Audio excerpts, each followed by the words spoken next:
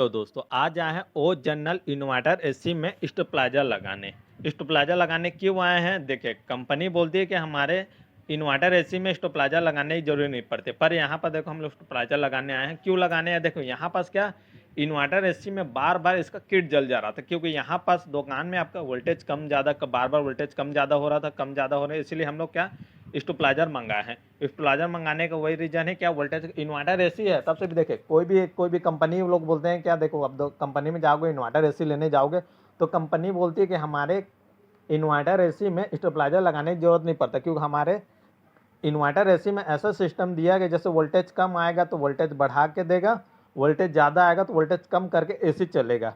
पर ऐसे गलत रहता है। देखिए, कंपनी तो बेचने के लिए रहता है, कंपनी कुछ भी बोल देती है बेचने के लिए, पर सुरक्षा आपके रहता है। अब अपने सामान को किस प्रकार सुरक्षा करोगे, किस प्रकार सुरक्षा नहीं करोगे।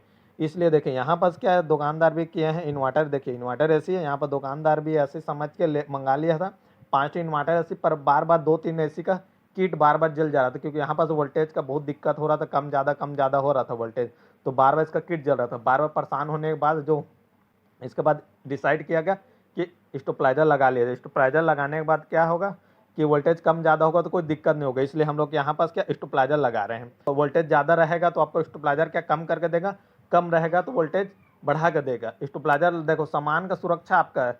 कोई भी कंपनी आप खरीदने जाओगे तो कोई कंपनी नहीं बोलेगी, कोई भी देखो नॉन इन्वर्टर एसी रहे कि इन्वर्टर एसी रहे, कोई भी रहे, कोई भी कंपनी नहीं बोलेगी कि हमारे एसी में आप 220 से लेकर 230 रहने चाहिए आपका वोल्टेज। आप सीएसबी वाला तरफ से आप जाके नहीं बोलोगे, खंबा लोगे बिजली वाले विभाग से कि मेरे घर में 220 230 से वोल्टेज आने चाहिए, इससे ज़्यादा नहीं।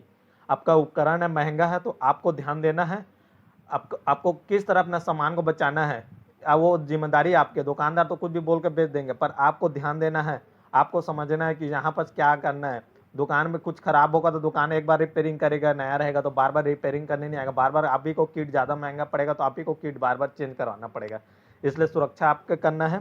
इसलिए देखिए यहाँ पास हम लोग क्या शोरूम में इन्वर्टर एसी में स्टेबलाइजर फिट कर रहे, बार बार किट जल रहा था, इसी कारण आप भी कभी भी सामान लेने जाओ तो अब सुरक्षा आपकी रहे। दुकानदार देखे रहने में इन्वर्टर ऐसे अच्छा रहता है, क्या इसमें बिजली बिल कम आता है, प्रेशर हो जाता 24 में रखे रहते हो, आपका टेम्परेचर जैसे हो जाता है तो क्या दूसरा एसी क्या आपका कूलिंग को बंद कर देता, पर इन्वर्टर एसी नहीं करता। इन्वर्टर एसी में क्या तो जैसे 24 तक पहुंचता है तो क्या आपका कूलिंग बंद नहीं होता पूरी तरह, धीरे धीरे कूलिंग चलता है। इसमें क्या जैसे अब दूसरे एसी में क्या कूलिंग बंद होने के बाद चालू होने के बाद जैसे चालू होता है उसमें पावर ज़्यादा खींचता है तो बिजली बिल ज़्यादा उठता है। तो इन्वर्टर एसी में नहीं होता, कूलिंग धीरे धीरे चलता है। जैसे आपको करना रहेगा तो आपके यहाँ कूलिंग धीरे धीरे चलते रहेगा तो उसमें ज़्यादा पावर 24 तक रहेगा, तो आपका क्या 30% का बिजली अदर इन्वर्टर एसी से आपका बिजली कम होगा। इसीलिए इन्वर्टर एसी में बिजली बिल कम आता है थोड़ा सा। बाकी आप क्या जैसे बोलते हैं स्टेबलाइजर नहीं, स्टेबलाइजर लगाना जरूरत है हर एसी में। स्टेबलाइजर नहीं लगाओगे तो दिक्कत आपके रहेगा।